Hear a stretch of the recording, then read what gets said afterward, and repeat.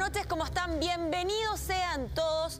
Ya es viernes chico, ya estamos hablando ya un poquito, nos estamos acercando al Viernes Santo. Ya estamos en Santiago. Poquito. Ya estamos ya, ¿no? Ya estamos en esta. Y la verdad es que vamos a hablar de uno de los santos más queridos. Te pasaste. Más milagrosos. Sí, claro. Y yo diría confiables, creíbles con la venia del el Papa Juan Pablo II en su tiempo también.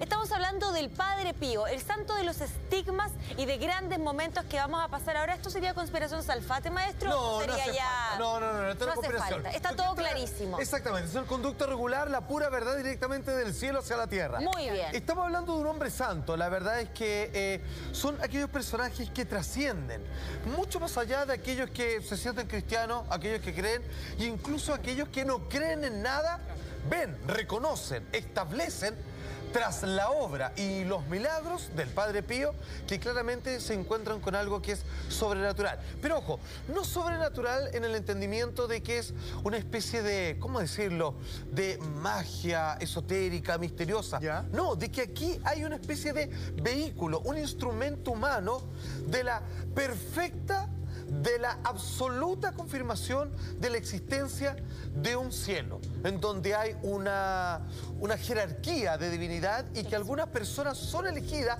para ser representantes e instrumentos de la obra de un Padre Creador. Entiéndase, Dios, Sí. divídelo usted en tres, en uno, lo que Claro, quiera, la pero divinidad. definitivamente este hombre parece ser una representación Y- de Dios en vida, en la tierra. Exactamente, y no solamente eso, sino que como de los más contemporáneos, ¿no? Sí. Probablemente Exactamente. de los últimos en la tierra y que mucha gente también alcanzó a conocerlo porque estaba en muchos lugares, digámoslo así, Y aparte ¿no? hay registro. Es verdad, sí, señorita, porque además de los milagros de los estigmas, tienes muchos más, como los de levitación Sí. y bilocación, que ya estaremos hablando de ello. No, Maestra. no, está bien eso, decía que también hay registros, que lo podemos ver en imágenes, en Exacto. video. Eso, No es como hay los material. santos anteriores, No es una que leyenda. una estampita, claro, como una leyenda. Y no solo eso, fíjate que hasta el día de hoy tú lo puedes ver.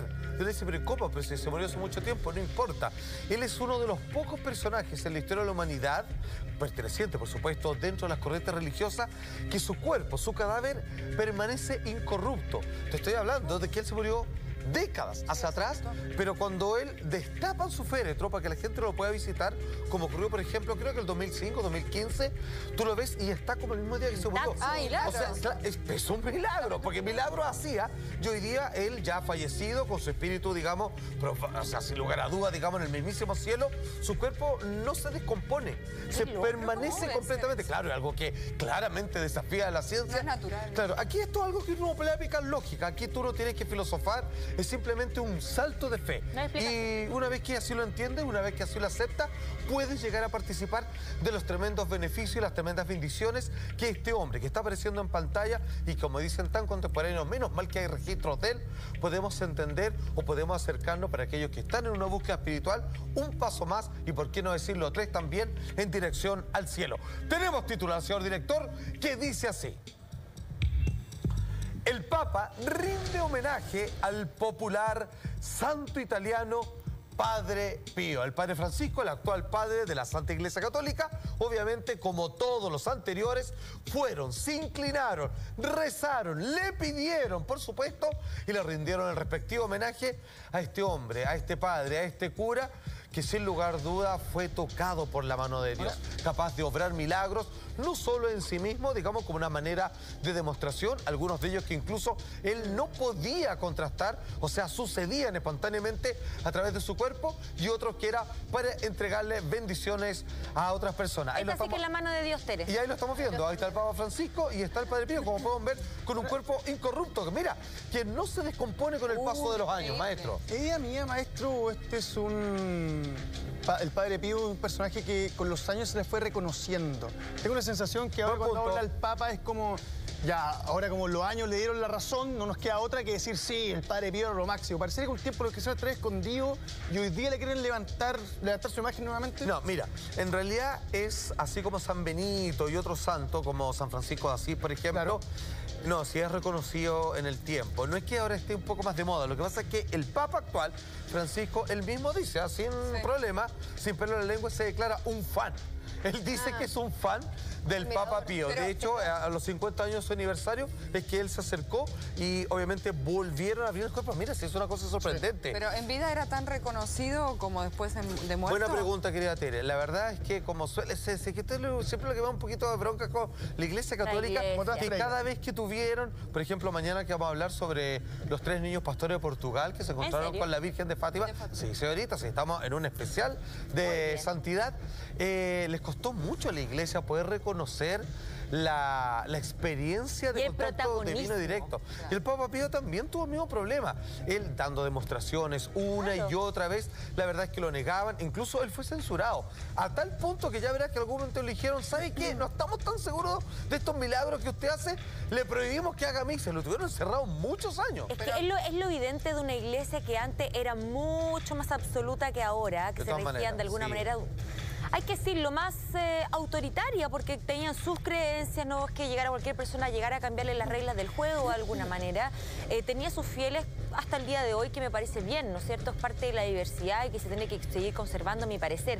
Pero el Padre Pío agarra tal protagonismo que es como...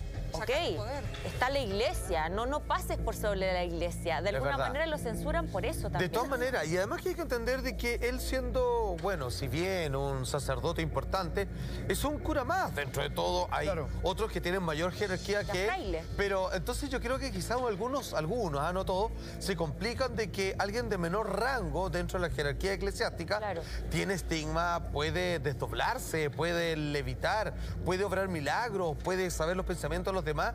Yo no dice, chuta, yo tengo más jinetas, pero yo no tengo esa conversación con Dios como la tiene él, ni con la Virgen, con quien te mantenía un diálogo. Entonces, yo creo que quizás aquí, ya esto me arranco yo con los tarros, pero siempre, bueno, el humano tiene estos pequeños dejos de envidia, de desconfianza y todo lo demás. Todas las épocas. Yo lo que sí sé que era muy reconocido en él era su nivel de fe, porque él muy chiquitito sintió ya la vocación y el llamado de Dios, y él vivía en campos, porque el papá tenía campos. Y iba muchas veces un fraile a este campo a visitarlo, y a él eso le encantaba. Las conversaciones que tenía con él era de los capuchinos. Sí, tenía el llamado. Claro, y el papá quería que trabajara en el campo, él estaba a cargo del rebaño, era como pastor. Sí, porque era una familia bastante humilde, la verdad, de mucho esfuerzo al menos. Y más adelante él dice, no, mi vocación tiene que ver con Dios. E ingresa a la orden de los capuchinos y se vuelve a encontrar ya más grande con el mismo fraile que era el que aparecía por esos campos cuando él era un niño. Entonces siempre le reconocieron mucho su nivel de fe, y tengo entendido que él tuvo una enfermedad bien fuerte, de muchos dolores, y siempre tuvo fe en Dios. Y además que veía al ángel guardián. Todo lo que usted dice es completamente verdad. Alguien que desde muy pequeño estuvo rodeado de visiones místicas. Eso es, hasta el día de su muerte. A ver, para hacerla corta, él podía ver ángeles, él podía ver a la Virgen, él podía ver a Jesús, y venían hacia él para conversarle y dictarle ciertos oficios, ciertos consejos o cómo proceder en tal o cual circunstancia. El hombre, para que ustedes entiendan, tenía un teléfono directo con la divinidad. Algunos datos específicos. Su nombre verdadero no era Padre Pío, por supuesto, era Francesco Forgione.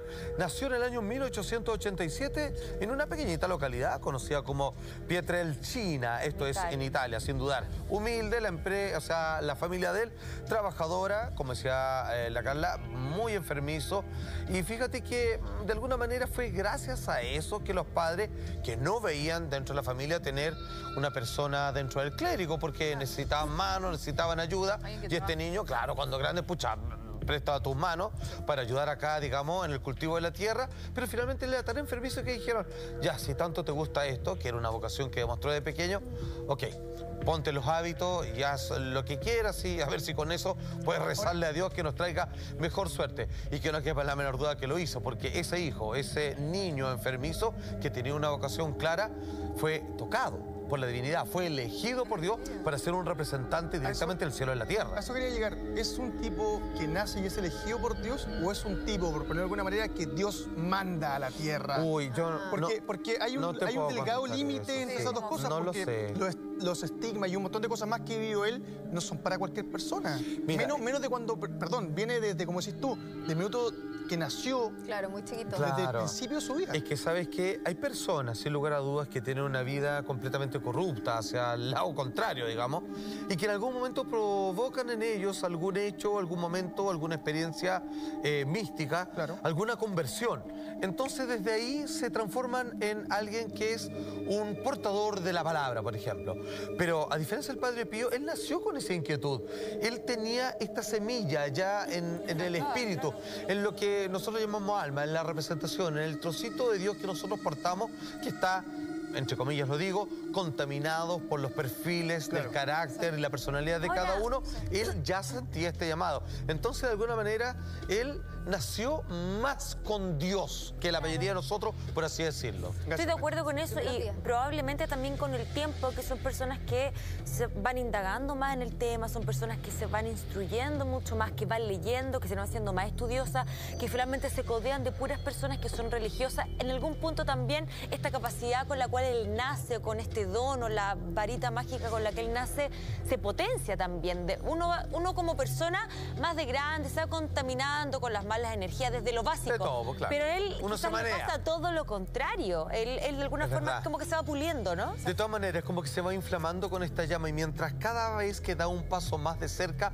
al sacerdocio, a entregar la palabra de Dios, es como que arriba, así como cuando uno dice, oye, este tiene ángeles en la corte, Sí. bueno, ya este tenía, digamos, a todo Jueces. el ejército, huese completa, obviamente de seres alados celestiales, divinos, bondadosos, que estaban sembrándole el camino. Pero ojo, más adelante verás, así como él estaba rodeado de ángeles, le tenían muchas ganas los demonios. Él tuvo una vida complicada, porque así como lo apoyaban, así como alumbraban la senda por el cual tenía que transitar este hombre lleno de santidad, los demonios que le tenían una envidia, un odio terrible por todas las liberaciones que él generaba, entre ellos exorcismos, lo molestaban al punto de agredirlo, primero psicológicamente y después él físicamente. hablaba de eso? Sí. ¿Estas capacidades las desarrolló de chiquito, los estigmas y demás, o tuvo algún suceso en su vida particular que hizo que despertara todo este tipo de... Buena pregunta. La verdad es que los estigmas aparecieron cuando él ya era adulto. Digamos que cada cosa que hizo fue acercándolo cada vez más en un camino que claramente este hombre era llevaba para el mismo. pavimentado y por una autopista al cielo. En el momento en que murió, yo creo que lo tomaron y lo pusieron así, pero al tiro al lado. Entonces los estigmas, yo creo que es una de las tantas consecuencias que se le fue manifestando producto de su oración y de su trabajo Su meticuloso de fe. Según lo que yo tengo entendido, una de las primeras cosas que se vieron en él es que él veía a su propio ángel de la guarda y él, siendo muy Imagínate, chiquito, pensaba que era normal, pensaba que todos veíamos Exacto. a alguien cuidándonos y empieza a ver también a los ángeles de la guarda de las demás personas. Y él pensaba que eso era parte de la Sí, vida y claro, y sus padres se dan cuenta y le dicen que no es normal, que son una capacidad. Y los estigmas tengo entendido que empezaron a aparecer después de la enfermedad fuerte que él tuvo, la primera enfermedad fuerte, y que también decía que eran los demonios. Bien. Ok, ya que usted lo está tocando, querida amiga, vamos precisamente a una de las características que en la historia lo convoca como un santo muy particular, porque dentro de la historia de las distintas personas que han logrado llegar a este nivel, ojo, hay algunos que la iglesia los designa como tal, o sea, en vida o ya cuando han muerto, la gente comienza a pedirles milagros y terminan confirmándose que desde el más allá obran por petición de nosotros, los mortales, ciertas concesiones que son consideradas milagrosas, ¿ok? Hay otros casos, muy pocos, donde los milagros suceden cuando ellos están vivos, donde pueden efectuar prodigios, ¿ok? Como Jesús. Como Jesús, por ejemplo, derechamente como Jesús. Es el caso del Padre Pío. Y yo algunos de ellos, muy pocos, como el Padre Pío, como San Francisco de Asís, esto es bastante curioso, son como premiados, son como marcados y al mismo tiempo es parte de un martirio donde de manera continua y de manera espontánea comienzan a aparecerle marcas y luego profundas y dolorosas heridas en los mismos lugares donde Jesús, al ser crucificado, instalaron estos clavos para instalarlo en la cruz. O sea, a ver, eso para entenderlo, lugares, claro. que eso tiene que ver junto con el dolor que acompaña, Exacto. que te salgan llagas, No, obviamente, imagínate, o ya sea, sea. y la sangre respectiva. Ahora, ¿por qué también son un milagro? Porque estas heridas no se infectan, las cantidades de sangre que botan no genera anemia en las Un desmayo, personas. por- No hay una hemorragia por- ahí de- Pero sin embargo, en los primeros es como que hay un proceso, lo estamos viendo, verdaderas costras que comienzan a aparecer de manera espontánea. Vamos al tema de los enigmas. Cuando él es nombrado sacerdote, ¿cierto? En Benevento, él decide seguir viviendo con su familia, o sea, iba a capilla, a iglesia y volvía, regresaba a dormir con sus padres. Pero fue en el año 1911 cuando comienzan a aparecer las primeras marcas en sus manos, sus pies, por supuesto en la frente, los hombros. Lo que estoy haciendo es repasar efectivamente los puntos donde fue castigado y torturado Jesús en la cruz. Ya, entonces, ¿qué es lo que pasa? Esto hasta cierto momento, hasta el año 1918, ojo, 7 años tuvo esto y para él solo significaban molestias.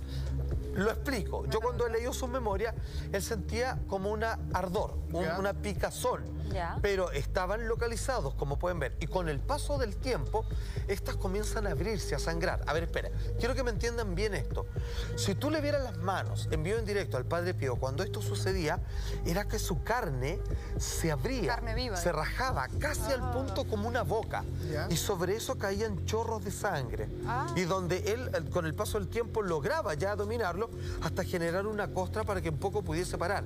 Él pasó por un tránsito donde esto, que era una molestia, una urticaria, hasta que le doliera como si le estuvieran enterrando los clavos a través de su cuerpo, para luego pasar a otro estado donde ya volvía a un estado de molestia, pero claramente marcaba estos estigmas. ¿Cuándo sucedía? Todo el tiempo. ¿A propósito de qué? Un misterio incluso para él. Espontáneamente sucedía y es por eso que mucha gente quería verlo, porque, a no dudar, era un hombre tocado por Dios, donde Jesús le dijo, tú tendrás las mismas marcas que yo. Todos puedo querían preguntar por confesarse solo con él. Y él, humilde, como siempre fue, comenzó a ponerse guantecitos, no para ocultar estas marcas que Dios le regaló, Jesús en este caso, sino para no quitarle pega o trabajo o darse más importancia que el resto, digamos, que sus colegas curas. Así de humilde siempre fue. Tu pregunta, Sí. ¿por qué hace esto? Sí, porque Para mí, esto es un regalo. Sabemos todo lo que estamos hablando, ¿no es cierto? ¿sabes qué? Pero yo verdad me lo pregunto, ¿esto es un regalo que me entrega Dios y que hace que yo tengo que de alguna manera asumir un poco el dolor que lamentablemente, por el sacrificio de toda la humanidad, sufrió Jesucristo en la cruz? ¿sabes ¿Es un qué? regalo? Esto es voy a citar a un querido amigo mío, en donde hay obviamente una palabra que es sacrificio. Y sacrificio va vinculado con sagrado. Vale decir, los dolores que sufre el Padre Pío son casi muchas. Yo sé que esto es difícil de entenderlo, pero traten de, así como me ha sido explicado. Claro. Porque incluso para mí, siendo que siento que tengo facilidad de palabra, me cuesta traspasar esto que creo que he entendido muy bien con el paso del tiempo, pero que a veces quizás no me alcanza el léxico. En realidad, esto, para decirlo en fácil, tener estigmas es como una demostración de confianza. Lo estoy diciendo en una manera súper coloquial. Que venga con dolor y uno dice, chuta, el regalito, qué terrible. No, pues, porque está dedicado, está entregado a una persona que logra a través de... Mira lo que voy a decir. No por el dolor, sino que a través del dolor entender los sacrificios, lograr montarse sobre la experiencia de Jesús, tener una especie de conciencia presente que te regresa en un estado de focalización total, de que no se te olvida con una experiencia tan magnánima de sufrir por el calvario del Hijo de Dios, que te mantiene como un representante válido. Ojo, porque tú podrías decir la misma pregunta a Jesús: si era el Hijo de Dios, ¿por qué no evitó su muerte? Y aquí viene la gran pregunta, que incluso prefiero dejarla como signo de interrogación. ¿Por qué el Hijo de Dios eligió, supo, prefirió y con toda sabiduría que tenía que doler para que tú entendieras cómo son las cosas? Si no dolía, no iba a entrar tan fácilmente lo que tú tenías que entender. ¿Sí?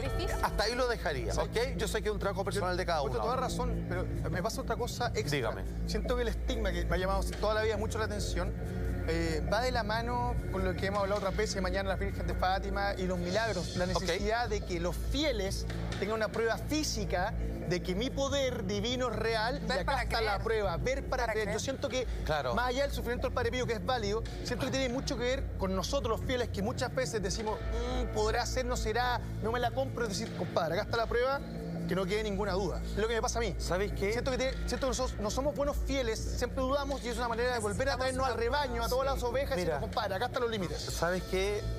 Sí y no. Porque fíjate que estos estigmas para el Padre Pío fueron una condena.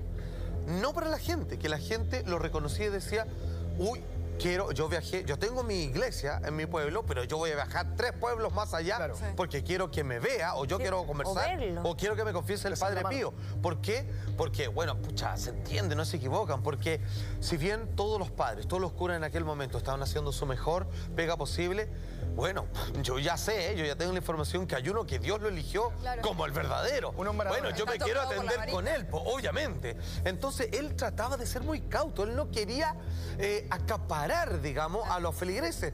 De hecho, como te digo, él usaba guantes no por esconder algo, sino precisamente para no llamar tanto la acto de atención a humildad, todo pero maestro, es él. Es un acto de humildad, o sea... Ese es él y es perfecto. Yo voy al acto divino. La divinidad le da esto para que los fieles... No necesariamente. No lo Puede usa como ser medio... para- De verdad que no necesariamente, porque esto, como te decía, ya Yo- voy a yo digo entrar incrédulo, en eso, perdón. esto le trajo más problemas con la iglesia que finalmente un reconocimiento de lo eso. mismo. O puede ser para que él mismo sepa que es un elegido, al ser él Pero un ojo, seguidor de Jesucristo. Él dice que él más de algún momento se refiere a los estigmas y no... a ver, esto no es una persona, él no necesita pruebas. Él nació Claro. con una capacidad presente, Pero única. constante de que él está comunicado con